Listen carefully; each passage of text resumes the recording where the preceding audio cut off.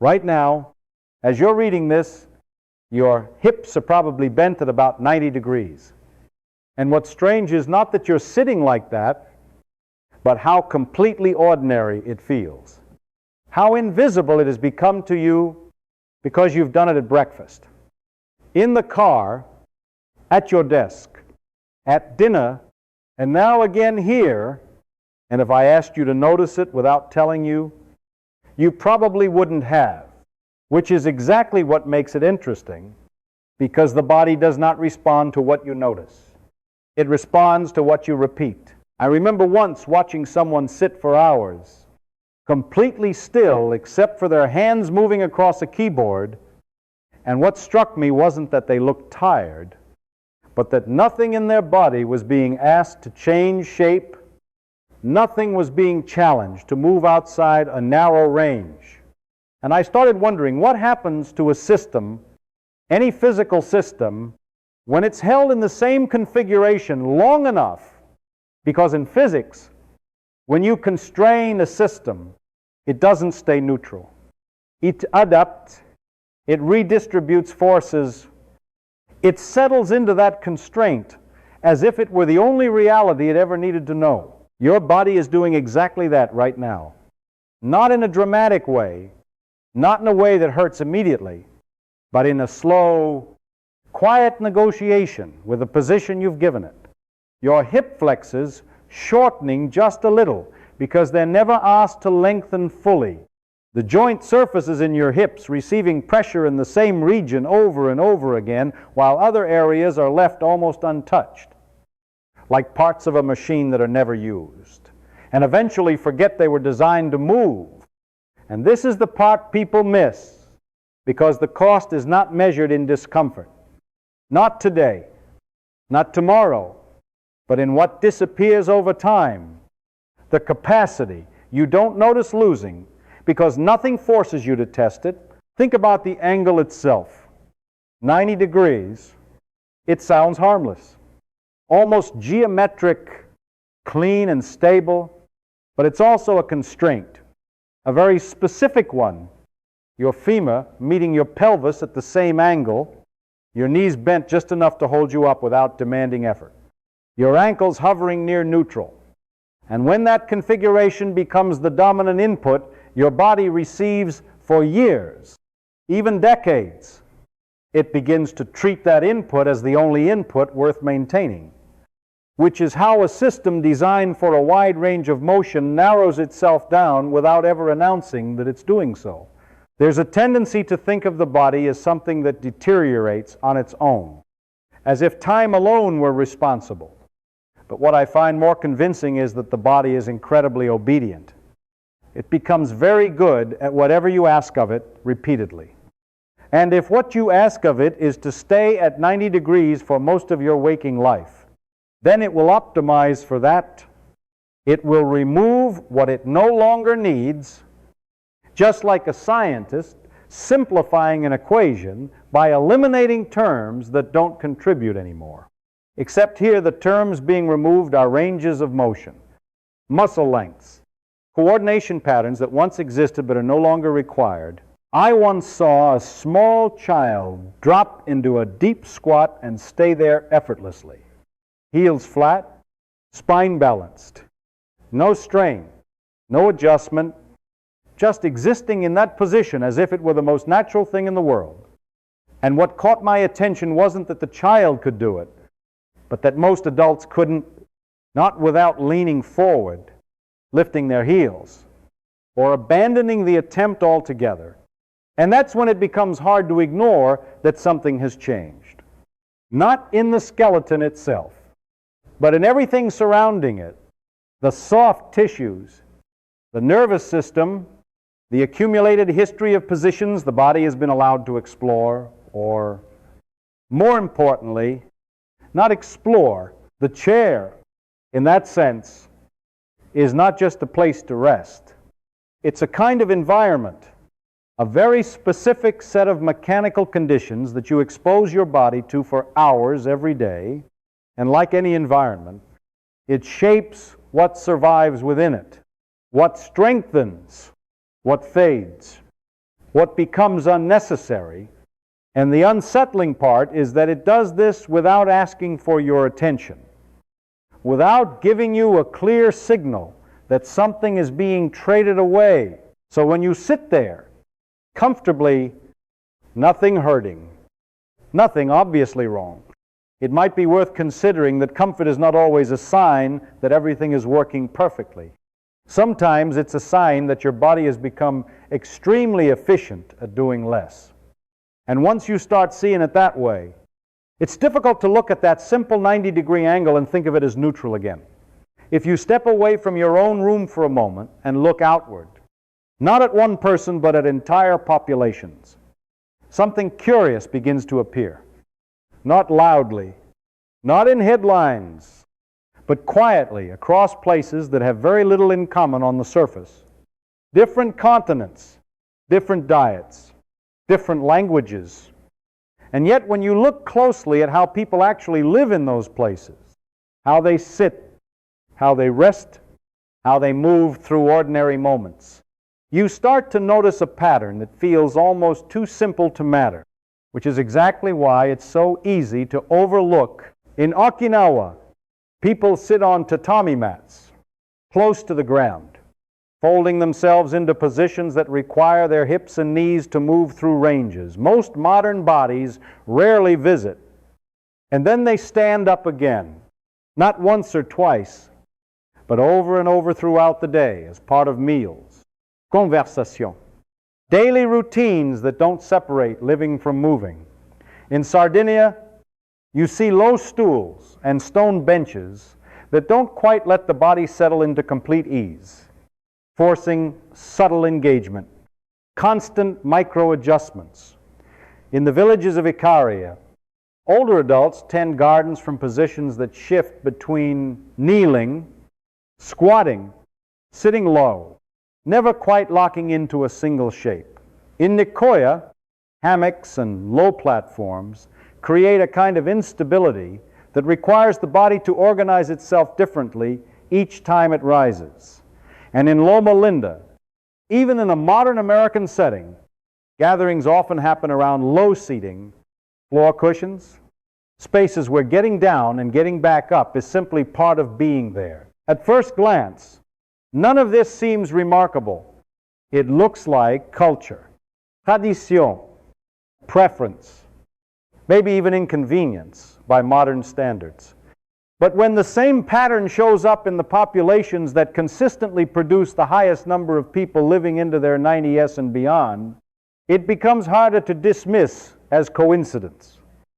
And I remember thinking about this in a very straightforward way, not as a grand theory, but as a question that kept returning. What are these people doing every single day that most of us have quietly removed from our lives without noticing?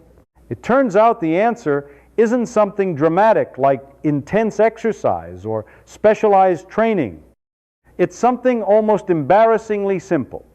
They spend time on or near the floor, and because of that, they have to get up from it repeatedly, naturally, without turning it into a workout, without measuring it, without even thinking about it as a skill. Just a necessary part of existing in that environment. And when you look at it from a mechanical perspective, that changes everything, because the body is no longer living inside a single fixed configuration. It's constantly reorganizing itself, finding balance, generating force, adjusting joint angles, engaging muscles that would otherwise remain quiet in a chair-bound life. There's something else that becomes obvious. Once you start paying attention to this, and it's not about how they sit, but how often they transition, because the difference is not just in posture, it's in frequency. In the number of times per day the body is asked to solve the same problem from slightly different starting points. Lowering down, rising up, shifting weight, stabilizing, and over the course of years, then decades, those repetitions accumulate into something much more significant than they appear in the moment. They become a kind of continuous training that never announces itself as training. What fascinates me is that no one in these populations seems to treat this as a strategy. They're not sitting on the floor because they read a study about longevity. They're doing it because that's how their environment is structured, and the body responds accordingly, maintaining capacities that, in other contexts, require deliberate effort to preserve, and that's when it starts to feel less like a lifestyle choice and more like a missing variable. Something so embedded in daily life that it doesn't get studied in isolation, yet shows up consistently wherever long life appears. Of course, it would be too easy to say that this is the reason these populations live longer, because there are many factors at play. Dites, social structure, purpose, patterns of activity spread across the day. But what's difficult to ignore is that alongside all those variables, this one detail keeps reappearing, almost as if the body has been given a certain kind of mechanical environment that allows it to retain abilities most of us slowly lose without ever deciding to let them go. And once you see that, it creates a strange contrast, because you begin to realize that the piece of furniture you're probably using right now doesn't exist in any of these places in the same dominant way, which means the way your body is being shaped every day is fundamentally different, not because you chose to be less active, but because the environment you live in asks less of you and gives you fewer reasons to move through the ranges your body was built to handle. It's a subtle difference, almost invisible, but over enough time, subtle differences tend to become permanent ones. And the unsettling part is not that other people are doing something extraordinary. It's that they might simply be continuing to do something we stopped doing without ever realizing it mattered. There's a moment, and it's a very short one, where all of this stops being an idea and becomes something you can actually test. Not with machines, not with scans or numbers on a chart, but with a simple movement that takes less than 10 seconds. And what makes it so unsettling is how ordinary it looks. Because if I asked you right now to stand up, walk to an open space, lower yourself to the floor, and then stand back up again without using your hands, your knees, or anything to support you, you wouldn't think of it as a medical test. You would think of it as a small physical challenge, maybe even a trivial one, until you try it and realize your body has something to say about it. The test itself is almost deceptively simple. You start standing, you sit down on the floor, then you stand back up, and you're given a score out of 10, 5 points for the descent, 5 points for the rise. And every time you use a hand, a knee, or lean in a way that helps you compensate, you lose a point. Every wobble, every moment of instability costs you half a point. And what's interesting is that the scoring isn't subjective. It's mechanical. Each deduction corresponds to a specific capacity your body no longer has. Not in theory, but in that exact moment of movement. If your hand touches the ground as you lower yourself, it means your hip extensors aren't controlling the descent through the full range. If your knee drops, it suggests your quadriceps can't handle the eccentric load of slowing your body down. If you lose balance, even slightly, it points to a breakdown in how your nervous system integrates position, timing, and force. And what I find fascinating is that the test doesn't ask which system is failing. It simply watches how you move and reads the answer directly from your behavior, like a kind of physical language your body speaks, whether you're aware of it or not. Now, if this were just a clever way to assess movement, it would already be interesting, but what changes everything is what happens when you follow people over time. Because in a study involving just over 2,000 adults between the ages of 51 and 80, Researchers tracked participants for more than 6 years after measuring this exact movement, and what they found was not subtle. Individuals who scored in the lowest range, between 0 and 3, had a mortality risk 5 to 6 times higher than those who scored between 8 and 10. And even more striking, each single point increase in the score was associated with a 21% reduction in the risk of death from all causes. I remember the first time I saw that number, not because it sounded impressive, but because it didn't make intuitive sense at first. How could something so simple, so quick, predict something as complex as survival better than measurements we tend to rely on, like blood pressure?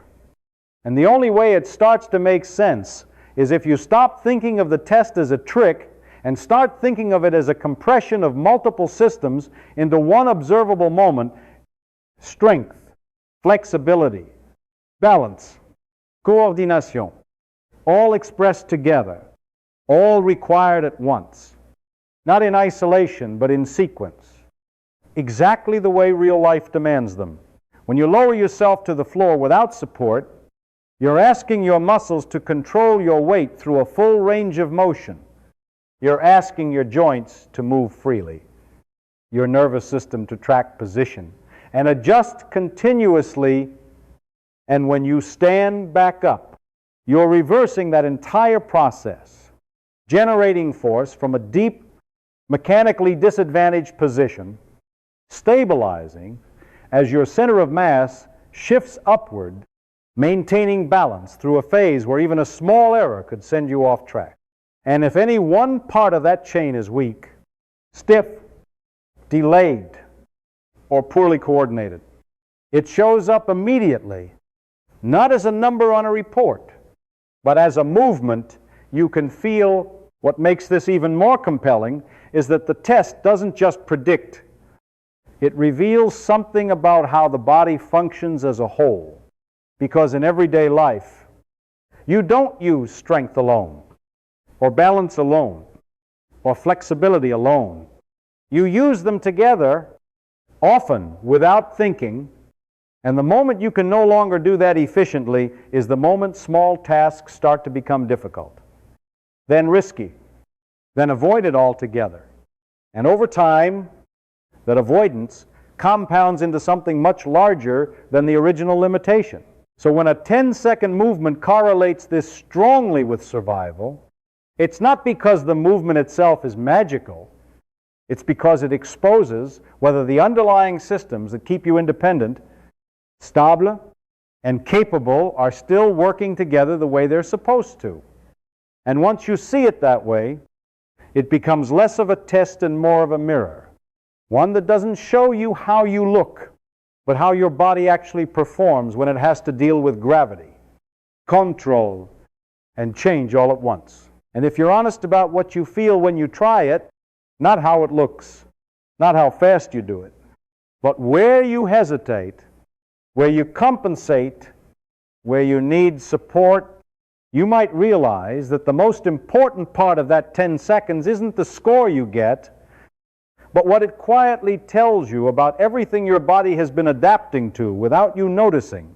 If you follow the thread far enough, it stops being about a test or even about where you sit, and it becomes a question about what your body has quietly stopped doing.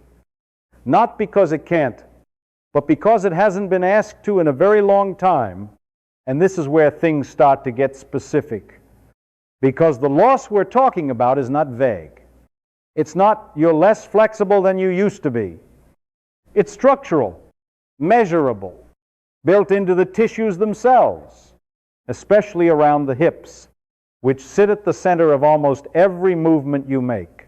There is a muscle that plays a particularly interesting role here, one that most people have never heard of but use constantly. The iliopsoas, a deep hip flexor that connects your spine to your femur. And if you imagine what happens to that muscle when you sit for hours with your hips bent at roughly 90 degrees, day after day, year after year, it's not being stretched. It's not being taken through its full length. It's held in a shortened position, And over time, the body adapts to that position not by resisting it, but by accepting it as the new normal, which means the muscle itself begins to remodel. This isn't metaphorical. It happens at the microscopic level.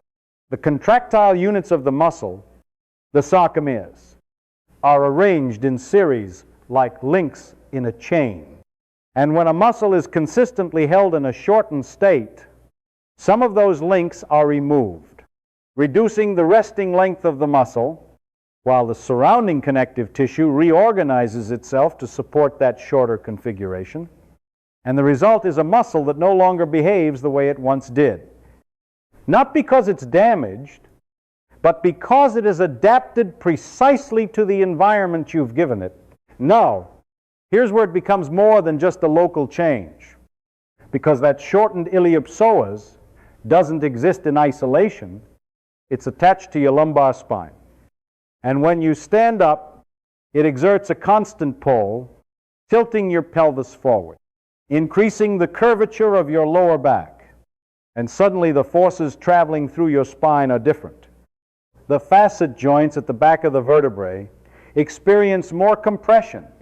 The intervertebral discs are loaded unevenly, with more pressure on one side than the other.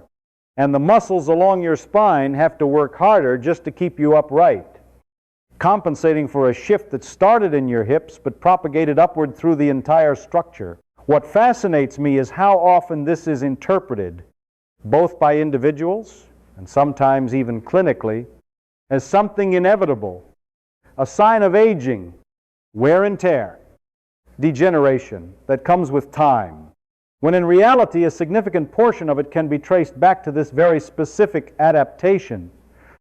A muscle held short for so long that the rest of the system reorganizes around it. And then, once pain appears, the response is often to treat the symptom, to reduce inflammation, to strengthen the back, to manage discomfort, while the original condition that created the problem is reintroduced every time you sit down again for another extended period.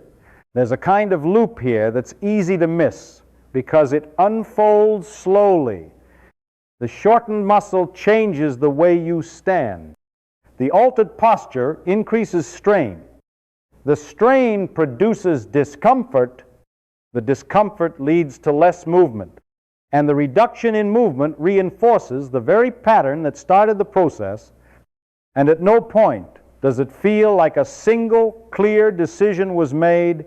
It feels like things just happened, gradually, almost imperceptibly, until one day a position that used to be effortless becomes difficult or even impossible. And this is where the idea of lost range becomes more than an abstract concept, because what's being lost is not just the ability to move into extreme positions, it's the ability to distribute forces across the full design of your joints, to access the lengths and angles your body was built to handle. And when those ranges are no longer used, they are not maintained. The body doesn't preserve options it doesn't need. It simplifies, it narrows. It becomes highly specialized for the environment it experiences most often, which, in this case, is the chair. I remember thinking at one point that the body behaves less like a fragile structure that breaks down over time and more like a system that optimizes relentlessly for whatever you repeat.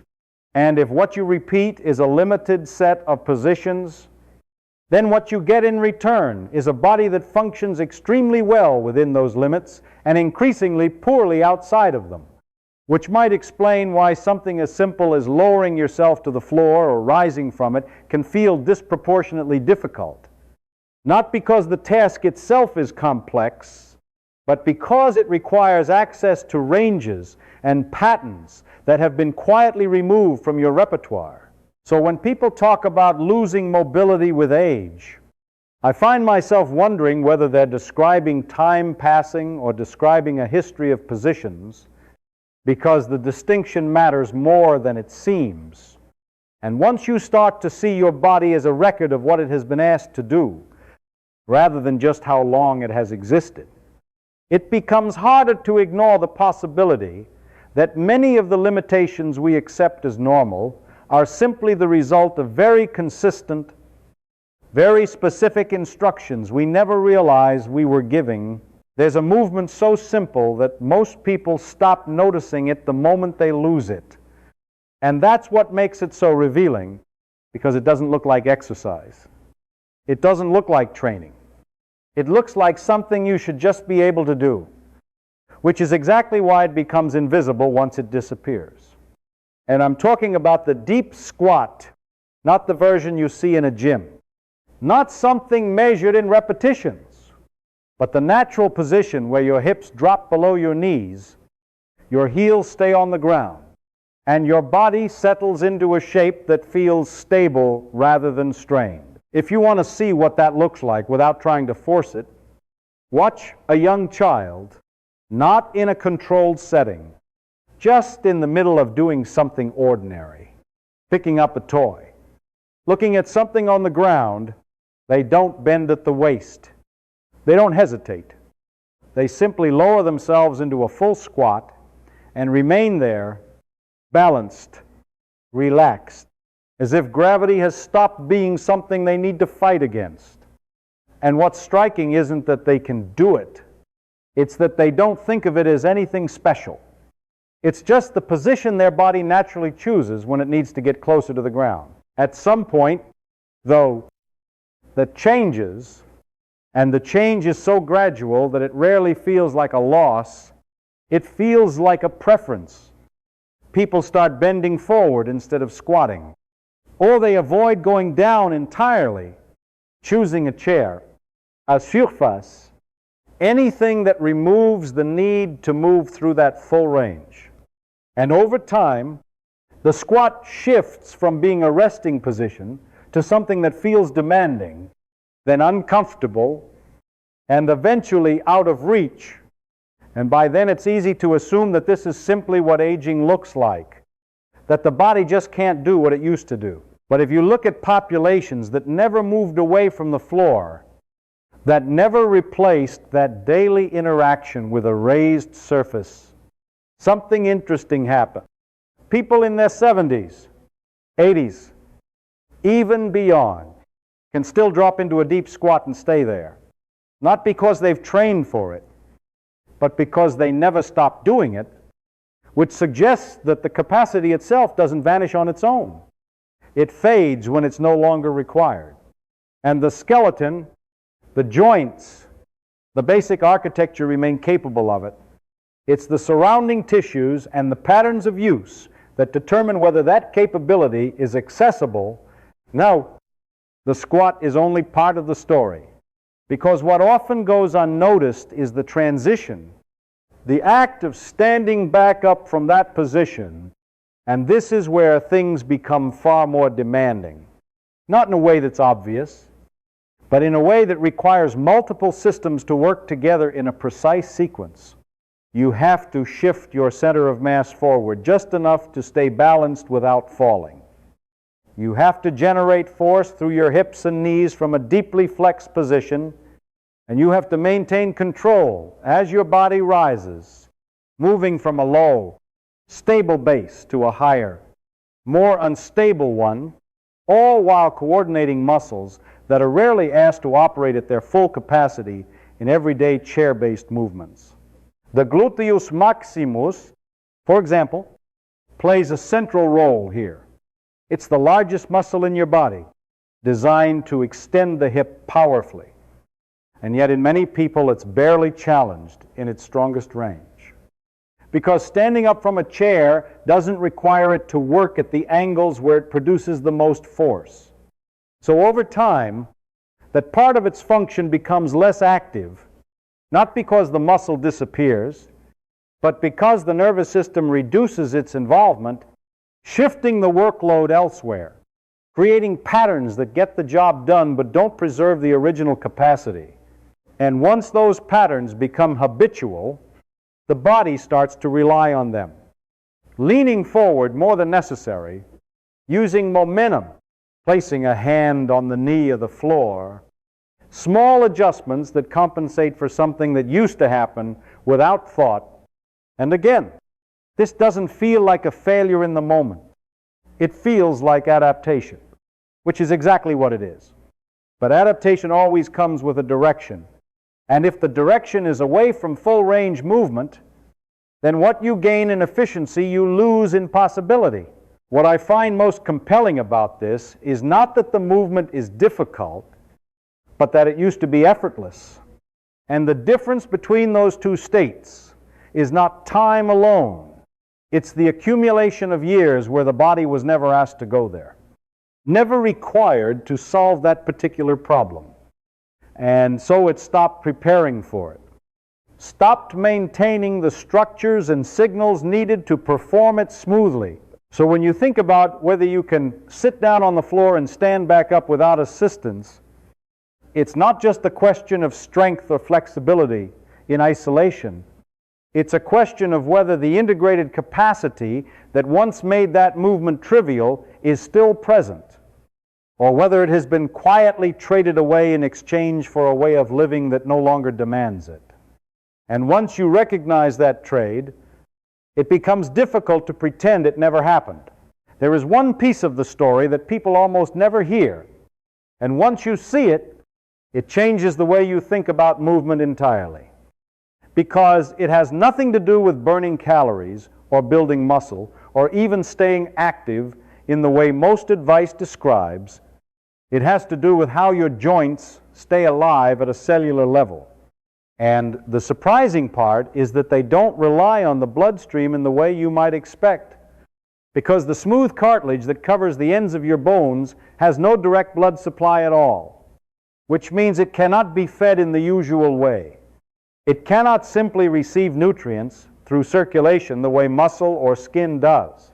Instead, it depends on something much more mechanical, a process driven by movement itself, where the joint is loaded and unloaded in cycles, compressing and releasing like a sponge, pushing fluid out and drawing it back in, and that fluid, the synovial fluid, carries oxygen, glucose, and the molecular components that keep the cartilage healthy. And what matters here is not just that movement happens, but that it varies, that different parts of the joint experience pressure and release in different sequences, because that's what allows the entire surface to be nourished over time. Now imagine what happens when a joint spends most of its life in a single position, like the 90-degree angle of a chair, where certain surfaces are consistently compressed while others are barely engaged at all. The regions under constant load are squeezed without enough opportunity to fully rehydrate, while the regions that are never loaded don't get the stimulus needed to draw nutrients in. And over years, then decades, this uneven pattern creates an environment where some areas are overworked in a static way, and others are effectively starved, not because they are damaged by use, but because they are deprived of the variation they require to maintain themselves. This is where the idea that joints wear out simply from being used starts to look incomplete. Because what we're seeing here is a system that depends on change, on shifting forces, on movement through a range. And when that range is reduced to a narrow band, the joint doesn't receive what it needs to sustain its structure. The cells within the cartilage, the chondrocytes, respond to mechanical signals, and when those signals become repetitive and limited, their activity changes. The matrix they maintain begins to degrade, and what eventually shows up as stiffness or degeneration may have started long before, quietly, in the absence of the right kind of input. And this is why the floor matters in a way that goes beyond posture, because when you sit on the floor, you rarely stay in one position for long. You shift, you cross your legs, you kneel, you rotate, you lean to one side, you move through configurations that load different parts of the joint each time. And every transition becomes part of a cycle that compresses one region while releasing another, creating a continuous exchange that keeps the tissue engaged, not in an intense way, but in a varied one, and that variation is exactly what the joint has been designed to respond to. What's even more interesting is that this system is not fixed. It's not something that oncelost is gone permanently, because the same principle that led to the narrowing of your movement capacity can work in the opposite direction. The body responds to the signals it receives. And if those signals begin to include positions and ranges that were previously absent, the tissues start to adapt again, slowly, sometimes uncomfortably at first, but consistently. Muscles lengthen when they are held at longer ranges. Connective tissues reorganize when they are exposed to new stresses. And the nervous system begins to reestablish patterns that had been suppressed through years of disuse. I remember thinking about this not as a grand solution, but as a simple shift in perspective, that the four is not some special tool or technique. It's just an environment that asks more of the body in a quiet, continuous way. And because of that, it provides the stimulus that keeps multiple systems functioning together without needing to isolate them, without turning movement into a separate activity that has to be scheduled and maintained through effort alone. So when people talk about reversing the effects of long periods of sitting, it's tempting to look for targeted exercises or specific routines, and those can certainly help. But there's something almost more fundamental in changing the environment itself, in reintroducing conditions where the body has to move differently simply to exist, because in that setting, the stimulus is no longer something you apply occasionally. It becomes something you live inside. And once you start to think of it that way, the question stops being whether your body can improve and become something much simpler, almost practical, which is whether you're willing to give it a reason to